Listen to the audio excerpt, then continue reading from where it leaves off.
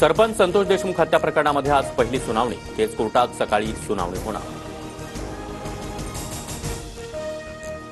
सतीश उर्फ खोक्या भोसलेच्या अटकपूर्व जामिनावर बीड कोर्टामध्ये आज सुनावणी. मारहाण प्रकरणामध्ये जामिनासाठी खोक्या भोसलेचा अर्ज.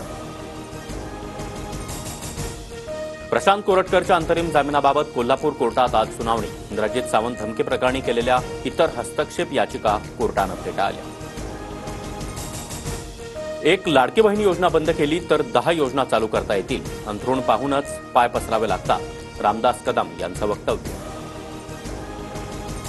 अर्थसंकल्पात भाजपच्या मंत्र्यांच्या विभागाला अधिक निधी. दादांची राष्ट्रवादी दुसऱ्या क्रमांकावर तर शिंदेंची शिवसेना तिसऱ्या स्थानावर. निधी वाटपात समतोल नसल्यानं धुसफूस वाढण्याची चिन्ह.